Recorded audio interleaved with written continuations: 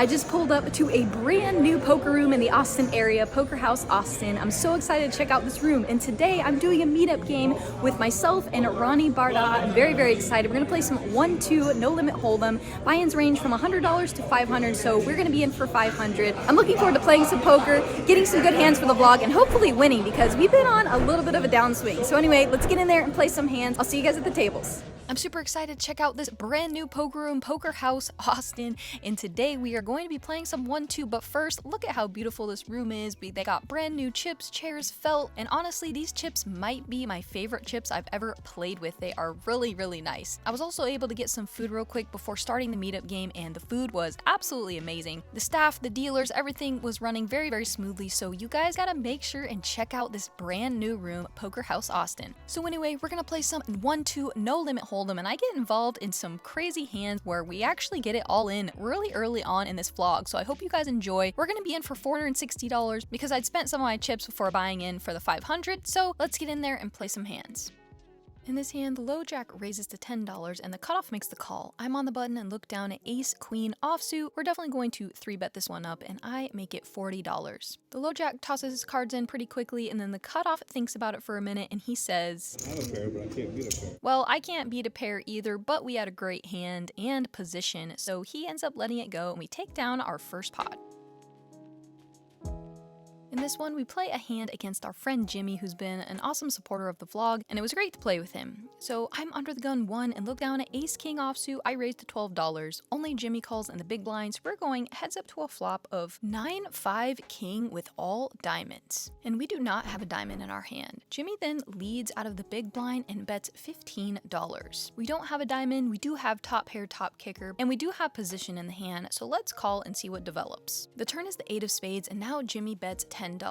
This bet definitely feels like a bit of a blocker bet. However, with this diamond board and these lower cards favoring the big blind more, we're gonna call and see a river card. The river is a 6 of hearts, so now there's a 4-liner out there, which is terrible for my hand. Now Jimmy bets $50. We have top pair, top kicker. Generally speaking, when players lead out of the big blind in these player pools, it usually signifies a weak to a medium strength hand. Although this board got very, very bad for us, we do have a very nice bluff catcher, so for this price, we're going to put in the call and hope that Jimmy flips over a worse hand. We do end up tossing in the $50 and Jimmy flips over deuce 3 of clubs, so nice try there, Jimmy. I think if he would have bombed the turn and then went big on the river, he probably would have got me to fold. But anyway, we scoop a really nice one.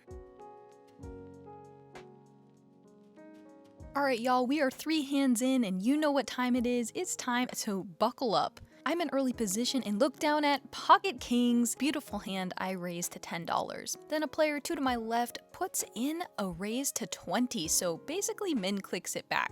Folds back around to me. What do I do in this position? Stacks are about $170 to start the hand. I don't want my opponent to see a cheap flop with a lot of hands that can outflop me. We want to deny equity, especially to some of his ace-x holdings as well, and charge all of his pairs. So I raise it up to 60. My opponent pretty much snap jams, and I'm obviously ecstatic to put in the call here, hoping that we're not getting coolered and that we're ahead to a hand like pocket queens, jacks, 10s, perhaps even ace king or ace queen suited. So I flip over my hand, and then here's what happened. What's going on in this game? At least the suits are open. Hearts? Uh-oh. Jack. So unfortunately, we get mega coolered, the kings versus aces situation. But you know what? Luckily, our opponent didn't have much behind. If my opponent had a lot behind, this would have been an absolute disaster. But we're gonna lick our wounds and move on to the next hand. It's dealer change time, which means it's time for a double board PLO bomb pot. By the way, make sure you check out PokerHouse Austin's website. They have constant promotions. Today, they had a flush promotion going on. So if you hit a flush with all 4 suits, the jackpot was thousands of dollars. They even have great tournaments with guaranteed prize pools. So again, check their website and see what promotions or tournaments are going on. So in this double board PLO bomb pot, I'm not going to get into any strategy or theory, but what happened was I flopped trips, turned a full house. So I thought for sure I would at least be chopping with my opponent and we would be taking down half of this pot. We get it all in, and unfortunately my opponent also had king 7 and he had the bottom board as well, so we are going to get a quarter of this pot and we take another hit to our stack, and now we have $215 behind.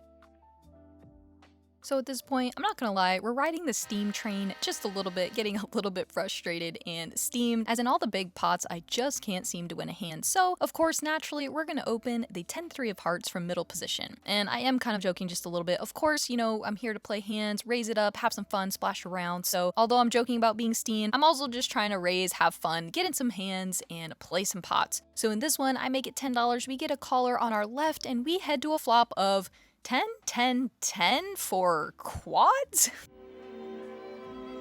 That'll do, pig.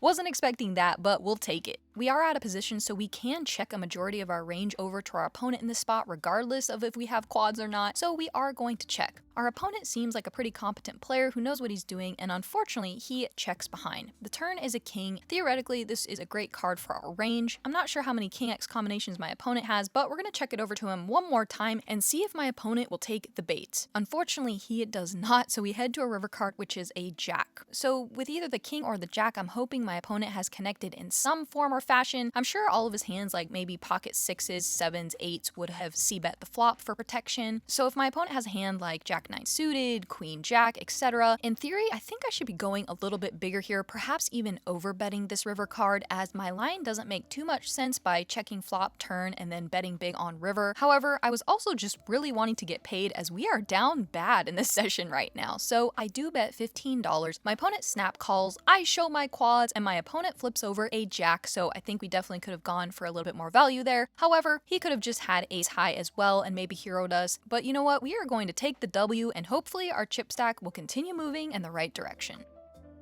In this hand, the $5 button straddle is on, and I'm under the gun and look down at ace-queen offsuit. I'm gonna raise to 20. At this point, I hadn't topped up yet, and I was kind of having fun seeing if I could get my stack in, double up, and just splash around, go all in a bunch. So in this one, we started about 200 effective. An early position player calls, and my friend Mixin in the low jack makes the call as well, so we are going to go 3 ways to a flop. We get a flop of ace 8-3 with 2 spades, and we do have the queen of spades in our hand, so we flop a really nice hand. On this ace high flush draw board, we can definitely check, or we can bet a little bit on the smaller side, so I land on betting a little bit small and trying to get called by all these worse ace X combinations and maybe some flush draws. I bet $20. My opponent in early position looks like he wants to raise, he carves out some chips, and then he decides to call. Mixin then throws his cards in, so now we're going heads up to a turn card, which is the deuce of spades, so it does bring in the flush. On this card, we can check it over to our opponent, but of course, we aren't planning on folding. We can now start to pick off some bluffs that my opponent might have. He can also start to value bet a worse ace X than ours, and of course, holding the queen of spades, we are not going anywhere. So I do indeed check, and then my opponent puts out a bet of $55. I only have about 160 behind at this point, so if I shove here, it's a little over a 3x shove, and if my opponent has a hand like ace jack, ace 10, or a hand with the king of spades in it, I don't think my opponent's going to fold, especially for this price, so I do think for a little bit and then go all in. My opponent thinks for quite a while and then lands on a fold. So unfortunately for us, we can't get paid by a worse hand, but we do scoop a pretty nice pot.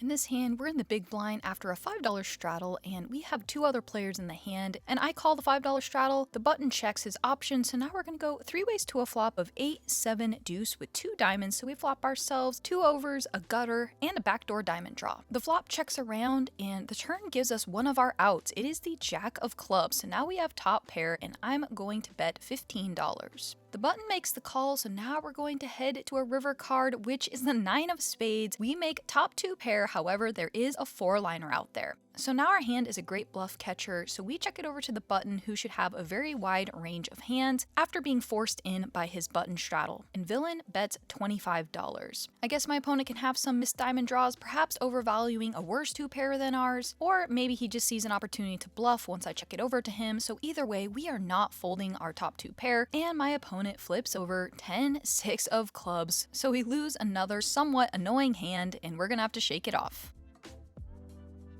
In this hand, low jack raises the $10. I'm next to act and look down at ace king offsuit. I 3-bet it to 35. The button, the small blind, and the original raiser call, so we are going multi-way to a flop of jack 7-8. This is not a board we're going to be c-betting. We can already be losing to a hand like 2 pair, a set, and the nuts straight. So we're going to check and try to see a turn card for cheap, and that's what happens. It does check around, so now we're going to head to a turn card, which is an 8 of diamonds, bringing in a backdoor diamond draw. This one checks over to Mixon, who puts out a bet. The original raiser makes the call, and now, unfortunately and annoyingly, we have to let our hand go. In this hand, I start the hand with about $130 after we have just had a brutal run of cards. There's an under the gun straddle to 5. The button calls the $5 straddle, and then row hit in the small blind makes it $16. I look down at king queen offsuit in the big blind. I make the call, the under the gun straddler calls, and the button calls. So we're going to go 4 ways to a flop of king 5-4 with 2 spades. So we flop top pair with the queen kicker. Row hit checks, and now it's on me. We have a little over a pot size bet left behind in our stack. We can get called by some worse king X, some spade draws, so I do decide to rip all in. Everyone knows that I've been joking around trying to get double or go to the ATM, so in this one I just go for the overbet jam on the flop. Folds around to the button, he thinks for a little bit and then makes the call. He has king jack, and here's what happened. So excited, we get the full double here, so now our stack is back up to over $300. In this hand, a brand new opponent had sat down 2 to my right, and he raises the hijack to $10. I'm on the button to look down at pocket tens. I raise it up to $40. The opponent in the hijack snap calls. So I've said this many times on my vlog, when an opponent snap calls, it usually signifies a weak to medium strength hand, something like suited connectors, maybe a small pocket pair that they get stubborn and want to see a flop with, but it's usually never ever a premium hand like aces, kings, queens, or ace king. They would definitely take some more time and think about it, generally speaking. So when he calls, we're going to go heads up to a flop of 9-6 deuce with 2 hearts. This is about the best flop we could possibly see for our pocket tens, and our opponent checks it over to us. On a 9 high, 2 heart board, our hand does need a ton of protection. If we bet small, our opponent can continue with hands like queen jack, for example, king 10, some ace highs, and we don't want that because we want to deny equity to those, as our pocket tens are very vulnerable to overcards. So we want to go a little bit bigger, and I make it $50. My opponent once again snap calls. The turn is the 4 of hearts, bringing in the heart flush. My opponent checks yet again, and now when this card comes in, we are going to check and try to induce bluffs on the river or get to a cheaper showdown, so I check back, hoping for a clean river card. The river is kind of an interesting one. It's the 9 of diamonds, so now the top card on the board pairs. Now my opponent leads for $80. I think for this size, given the action where my opponent calls my 3-bet, snap calls my flop bet, checks turn, and then leads river, usually this line is quote-unquote never a bluff. But feeling a little bit on the frustrated, tilted side, I don't feel like folding my overpair. Let's just call and get beat so we can feel sorry for ourselves one more time. So I do end up calling, and sure enough, my opponent has jack 10 of hearts. I think in a non-meetup game environment, especially in my element like a poker tournament, I can get away here, but just felt like being sticky. Not saying it's the right move, usually is never a bluff, but it's hard to fold 10s on this board, and would have definitely preferred to have the 10 of hearts in my hand, but this frustrating session continues, and we're going to have to see if we can get something going. So now I've moved tables to play with some new players, and this was the loud, quote-unquote drunk table where things were getting crazy. Players were being very, very splashy, and stacks were a lot deeper at this table. So dynamics are going to change a little bit, and I know there was a guy who's pretty much jamming pre-flop a ton of the time, so this game was wild. In this one, the crazy player is in this $5 straddle under the gun, and I'm in middle position and look down at pocket nines. I make it $25. Then the straddler makes it $75. I only have about $150 behind, so I jam, he calls, and here's what happened. Maximum pain, yeah. Ooh, a 5 for the drop? Oh, not even the drop. Well, we got a great board for our pocket nines, and we have once again been all in here and got the double. So now we're back up to over $300, and let's see if we could spin this up. In this one, I'm in early position, look down at ace-6 suited, raise it up to $10. Get a few callers, and then the player on the button makes it $50. We're splashing around in this meetup game, ranges are wider. In theory, this hand is just a fold, but we're gonna call. We get a few other callers too, so we are gonna go 3 ways to a flop of ace, 10, 6 with 2 diamonds, so we flop ourselves 2 pair in this massive pot. There is already over $150 in the middle. It checks over to me, and I'm gonna do what I've been doing a lot of the time, which is just going all in. I shove for a little over a pot-sized bet. We can get called by a hand like ace queen, ace king, ace jack, or even a hand like a combo draw or a flush draw. So I rip it in there for over $200. Fold around to the button who originally put in the 3-bet. He asks for a count and then calls. So now this is what we've been waiting for all night. We just need to hold, assuming that we're ahead. So the dealer peels the turn card, and it is one of the worst cards I could possibly see. It is a 10, so at this point I'm pretty sure my hopes and dreams are crushed. Sure enough, my opponent flips over ace king, and we get counterfeited. And now, after losing this one, we waited all night to try and get some doubles and get our stack back up to over 500, and instead we need to make a trip to the ATM. So after that, we are down $460, as that's what we started with, and we have a brand new stack in front of us of 500. Let's see if we can get something going.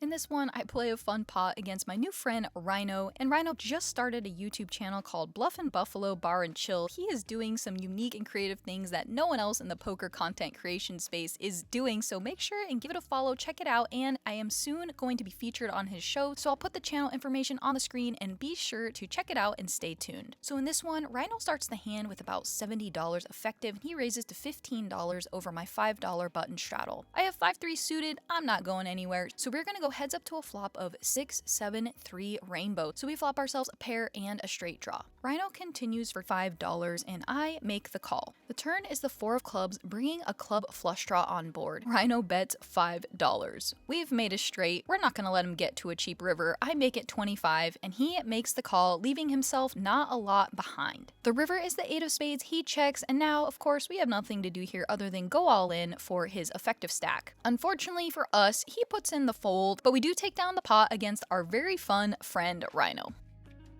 I am headed for the first time ever to Mexico City, where I'm going to be playing at the Palace Series of Poker. It's going to be an amazing poker series at Palace Poker from February 28th through March 11th. And during that time, they're going to have an amazing opener event. They're also going to have an $1,140 high roller, as well as a big main event, $570 buy-in with a huge guarantee. There's all sorts of guaranteed prize pools in these. Come out to Mexico City, enjoy the culture, the food with me. It's going to be an absolute blast. So I hope to see you guys at Palace Poker for the PSOP. In this one, we play another fun pot against Rhyno, where the 5, 10, $20 straddle is on, and that's right, your girl is in the $20 straddle. Folds around to the small blind, he calls, and the big blind calls as well. They both have sub $100 in their stack, so when it's my option to check or raise, I decide to just jam. We can get called by some worse hands and potentially get some better ones to fold, but if they do fold, we pick up a decent amount of chips in this straddled pot. So Rhyno's had enough. He has around $50 or so in his stack. He goes all in. He has ace 7. I have ace 9. Here's what happened. So luckily for us, our ace 9 ends up holding against his ace 7, and we take this one down.